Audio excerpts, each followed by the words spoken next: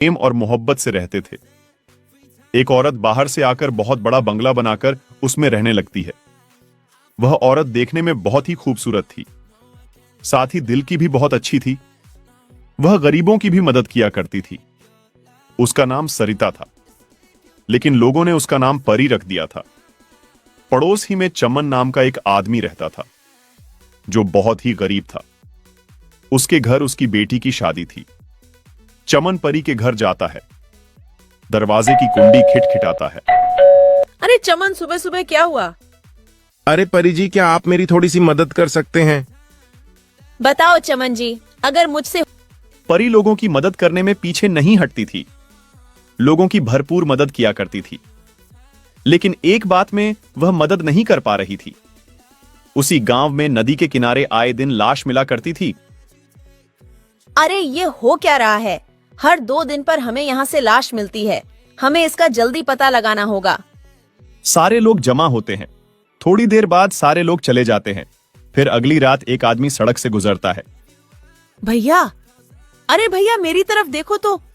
डर क्यों रहे हो? मुझे तो आपकी मदद चाहिए। इधर तो आइए। नहीं, हम किसी की मदद नहीं करते हैं। मुझे घर जाने दीजिए। अरे मुझे घर जाने दीजिए। वो आदमी चलने लगता है। एक बार तो मेरी तरफ देखिए, शायद आपका इरादा बदल जाए। नहीं, हमको नहीं देखना। हमको माफ कीजिए, मुझे जाने दो। मैंने कहा ना मेरी तरफ देखिए। हो सकेगी तो जरूर मैं आपकी मदद करूंगी। परी जी, मेरी बेटी की शादी है। मेरी बेटी के लिए कपड़े और कुछ शादी की चीजें लाने की जरूरत है, लेकिन मेरे पास पैसे नहीं है।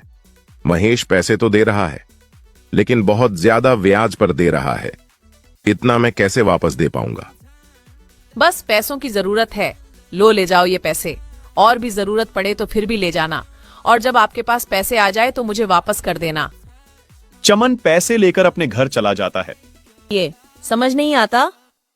जैसे ही वो देखता है, वो मर जाता है। हाँ हाँ हाँ हाँ, कब की रट लगा रहा था। अब तो तेरी लाश घर जाएगी। अगर एक बार मेरी तारीफ कर लेता तो मैं जिंदा छोड़ देती। उसके बाद चुड़ैल उसको नदी के किनारे डाल देती है। अगले दिन सुबह सुबह रीना रोती हुई आती है। सारे लोग जमा हो जाते हैं। क्या हुआ रीना, क्यों रो रही हो? मेरे पति महेश रात को घर नहीं आए। चलो हम उस नदी के पास जाकर देखते हैं। सारे लोग नदी के पास जाते हैं। साथ में परी भी आती है। अरे महेश को किसने मारा? मुझे तो लगता है कोई हमारे गांव को नुकसान करने के लिए ये सब कर रहा है, ताकि लोग गांव छोड़कर चले जाएं। जल्दी उसका पता लगाना होगा। अरे अब मैं छोड़ूंगा नहीं। मैं पता लगा कर रहूंगा कि ये सारा कौन कर रहा है। अगले दिन राहुल गांव के रास्ते निकलता है। तभी आवाज आती है। एक बात सुनो। सुनो भैया, क्या आप मेरी मदद कर सकते हैं? कौन है तू? इससे क्या फर्क पड़ता है कौन हूं मैं? अच्छा, तुम ही हो जो लोगों को मार डालती हो। हाँ हाँ हाँ, मैं ही हूं जो लोगों को मार रही हूं। तुम क्या कर लोगे? आज तो तुम्हारी बारी है। हा हा हा हा हा। अरे नहीं, मुझे पता नहीं था कि तुम एक चुड़ैल हो। मुझे छोड़ दो। तुम्हें लोगों के साथ जो करना है करो। मुझे छोड़ दो। अब तू जिंदा नहीं जाएगा। अभी तो बड़ा उछल रहा था, बड़ी बहादुरी दिखा रहा था। तेरी बहादुरी कहाँ गई? और तुझे मैं छोड़ दूं ताकि तू सारे लोगों को बता दे, ताकि लोग यहां आना बंद हो जाएं। अरे नहीं, मैं किसी को नहीं बताऊंगा। किसी के सामने मुंह भी नहीं खोलूंगा कि लोगों को चुड़ैल मार रही है। बस मुझे जाने दो। चुड़ैल उसको भी मार डालती है और नदी के किनारे जाकर डाल देती है। सुबह जब लोग नदी के किनारे पर जाते हैं तो देखते हैं। अरे ऊपर वाले, इसने तो राहुल को भी मार डाला। क्या जरूरत थी अकेले जाने की? क्या हीरो बनने गए थे? कुछ तो करना होगा। अगर रोज रोज इस तरह चलता रहा तो पूरा गांव खाली हो जाएगा। हमें जल्दी से उसी पर निर्णय लेना होगा। हाँ, मेरी तो राय है कि सारे गांव वालों को जमा किया जाए। उसके बाद सारे गांव वालों को जमा किया जाता है। गांव के सरपंच और मुखिया और बड़े बड़े लोग जमा होते हैं। गांव का सरपंच खड़ा होता है और लोगों से कहता है, हर एक आदमी इस मामले में अपनी अपनी राय दे। हमें क्या करना होगा? सरपंच जी, मेरी राय है कि आज रात सारे लोग पूरे गांव में फैल जावे और नदी के पास भी कुछ लोग चले जाएं। लोगों को कौन मारता है सब पता चल जाएगा। लेकिन सारे लोगों को देखकर वह नहीं आएगा तो हमारा काम नहीं होगा। सरपंच जी मेरी बात सुनो, मैं आज रात को जाऊंगा, मेरे साथ एक आदमी को और भेजो, हम दोनों मिलकर पूरी बात का पता लगाएंगे, फिर हम सुबह आपको बता देंगे। ये बात सही है। दूसरा आदमी कौन तैयार है, जल्दी बोलो। तो एक आदमी खड़ा होता है जिसका नाम प्रकाश होता है। सरपंच जी मैं जाऊंगा। लोग अपने घरों पर चले जाते हैं। जैसे ही रात होती है तो प्रकाश और मोनू दोनों गांव से निकलकर सड़क के करीब जाते हैं। वहां से दोनों अलग अलग हो जाते हैं। जैसे ही प्रकाश थोड़ा आगे जाता है तो आवाज आती है, अरे सुनो, मेरी तरफ एक बार तो देखो। अरे चुड़ैल, तू ही लोगों को मारती है। मैं ही मारती हूँ, आज तेरी बारी है। प्रकाश फौरन वहां से दौड़ता है। प्रकाश फौरन मोनू को बुलाता है। मोनू जल्दी मेरी तरफ आओ, यहां चुड़ैल रहती है। अरे प्रकाश, क्या हुआ? अरे भाई देखो उधर दूर, जो अभी औरत नजर आती है वही चुड़ैल बनकर आई थी। चलो उधर जाकर देखते हैं। जैसे ही वह दोनों चुपके से देखते हैं तो प्रकाश कहता है, अरे ये तो परी है, परी। ये दोनों आदमी भागकर गांव आ जाते हैं।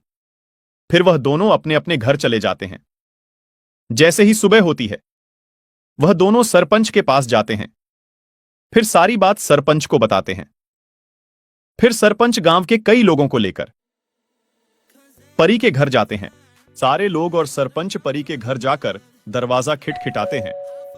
परी बाहर नहीं आती। सारे लोग आपस में एक दूसरे से कहने लगते हैं, लगता है परी को पता चल गया है, अब बाहर नहीं आएगी। उसमें से एक आदमी कहता है, मुझे तो लगता है परी भाग गई होगी। सारे लोग शोर करने लगते हैं, जिसकी आवाज सुनकर परी घर का दरवाजा खोलकर बाहर आती है। अरे सारे गांव वाले मेरे घर क्यों आए हो? क्या हुआ है? कोई जरूरत है क्या? नहीं, हमें यह खबर पहुंची है, आप ही रात को चुड़ैल बनकर लोगों को मारती हो। अरे ऐसा कौन कहता है कि मैं रात को चुड़ैल बनकर लोगों को मारती हूँ? सुनिए परी जी, कल रात मोनू और प्रकाश दोनों गांव के बाहर सड़क पर जा रहे थे। जब दोनों अलग हो गए तब प्रकाश के सामने चुड़ैल बनकर क्या कह रही थी। हाँ, मैं ही चुड़ैल थी, क्या कर लोगे? अरे परी, आप ऐसा रात में क्यों करती हो, उसकी क्या वजह है? सरपंच जी जरा सुनिए, जब मेरा पति चोरी करते हुए पकड़ा गया था उसी वक्त गांव वालों ने मिलकर उसको मार दिया था। उस वक्त मैं प्रेग्नेंट थी। मेरे पति के मर जाने के बाद मैंने आत्महत्या कर दी थी। तब से मेरी आरती चुड़ैल बंद कर भटक रही है। मैं किसी को नहीं छोड़ूंगी, सारे गांव वालों से बदला लेकर रहूंगी। तभी परी चुड़ैल बन जाती है। तभी सरपंच के पास दो आदमी आकर कहते हैं, सरपंच, हम तांत्रिक को लेकर आते हैं, वो चुड़ैल को अपने कब्जे में कर देगा। वो दोनों तांत्रिक के पास जाते हैं और तांत्रिक को सारी बात बताते हैं। तांत्रिक उन दोनों के साथ आता है। तांत्रिक चुड़ैल से कहता है, गांव वालों को परेशान करना बंद कर दे। नहीं, मैं गांव वालों से बदला लेकर रहूंगी। तभी तांत्रिक चुड़ैल को आग लगा देता है। चुड़ैल जल जाती है। सारे गांव वालों को चुड़ैल से छुटकारा मिल जाता है। सारे गांव वाले तांत्रिक का शुक्रिया अदा करते हैं। गांव वाले तांत्रिक को बहुत सारी चीजें गिफ्ट करते हैं। तांत्रिक उन चीजों को लेकर चला जाता है।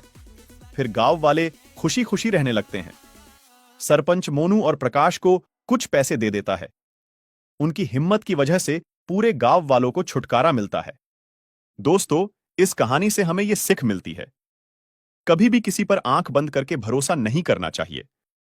हमारी